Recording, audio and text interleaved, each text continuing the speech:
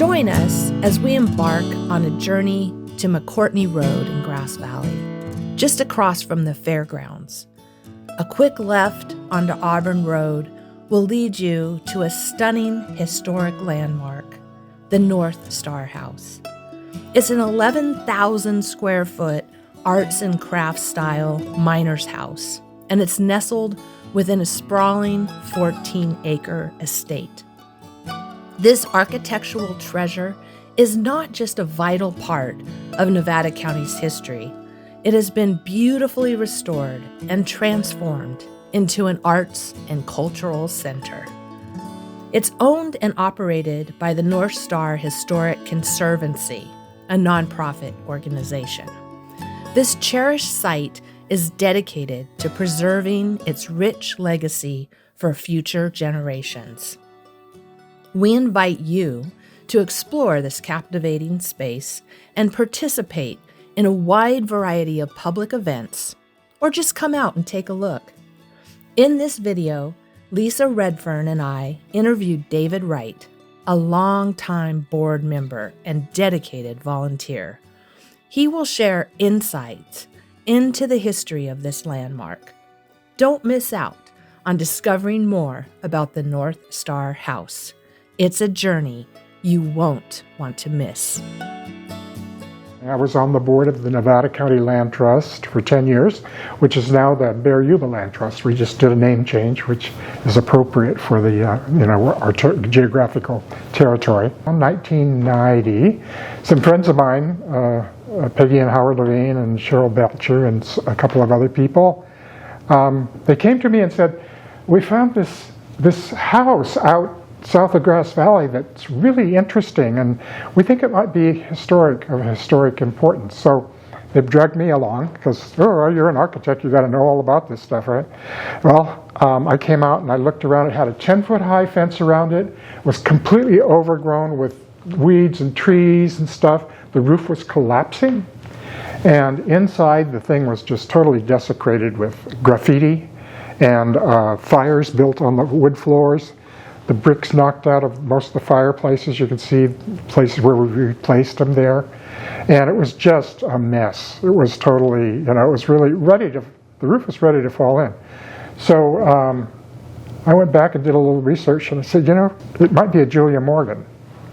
So we checked, and yeah, there was a book out by Sarah Boutrell that was a biography of Julia Morgan. And sure enough, the North Star House was in there. What is it, 24 years later, over 150,000 hours of volunteer time and a few $100,000 of investment that is donations from the public, people on the board and volunteers and the people, membership have invested in this building, and you can see it's the kind of thing that in today's world, if we were to have this kind of quality restoration done, it would be $1,000 a square foot.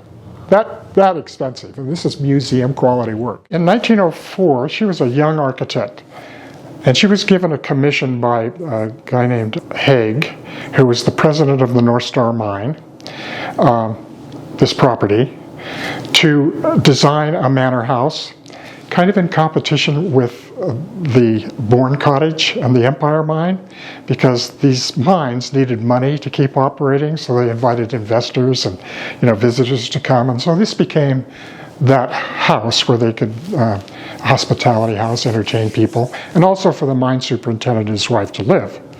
So she was given that commission. It was her second commission. Now, if you know anything about architects, they learn during their career. So she was a novice. She was brand new. Julia Morgan, as David Wright said, is recognized as one of the most influential architects in California. She was the first licensed architect in the state and the only woman to earn a degree in civil engineering in 1894. This during an era when few women pursued professional careers. It's a remarkable achievement. Hearst Castle, where for 28 years she served as the interior decorator, landscape artist, and architect of numerous structures on the Hearst property. How did a woman get this job? Yeah, well, how did she get the job?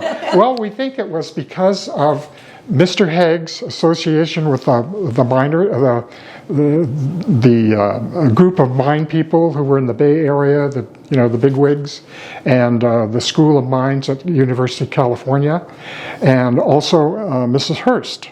She did over 750 buildings in California and in the country, 1/3 of them for the Hearsts, and she became internationally famous.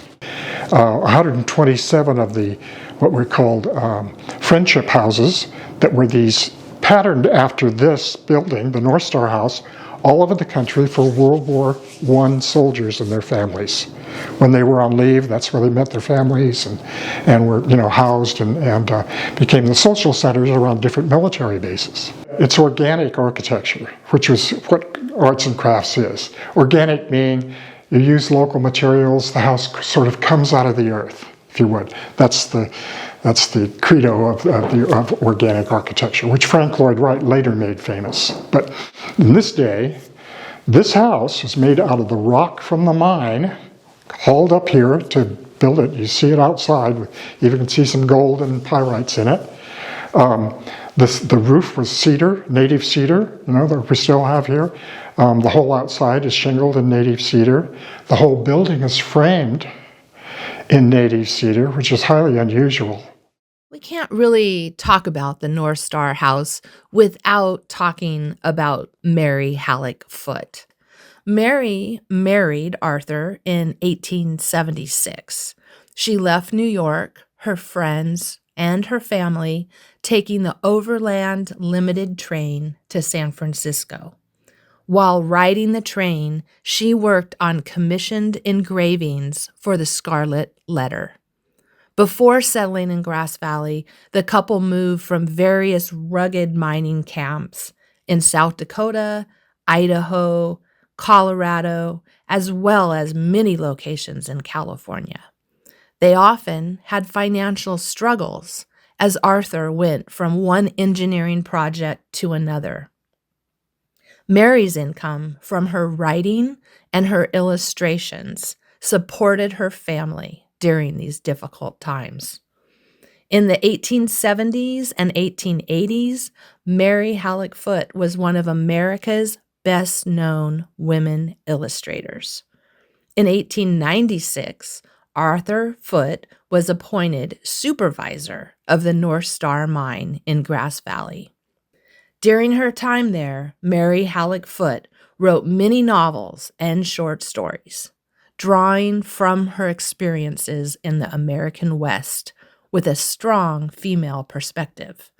This period coincided with a growing wave of feminism and women's rights that greatly influenced her work. Mary Halleck Foote developed a friendship with Julia Morgan.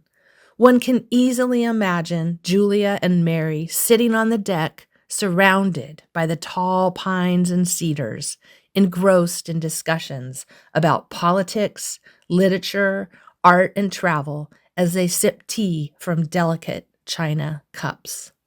Today, the North Star House is a hub for community events and a reminder of the enduring legacy of its creator. Well, David Wright, thank you so much for having Lisa and I here today at this beautiful location to learn more about Julia Morgan and the history of the North Star House. We really appreciate you taking your time and letting us see everything around. Well, thank you for coming, and now it's going to be recorded as part of history. Monthly donations greatly benefit nonprofits by providing a reliable and predictable source of income. While a one-time contribution of $120 may strain my budget, a recurring donation of just $10 a month promotes the organization's financial stability and helps them better forecast future cash flow. This consistent support allows nonprofits to plan and allocate resources more effectively. It is also easier on my own pocketbook.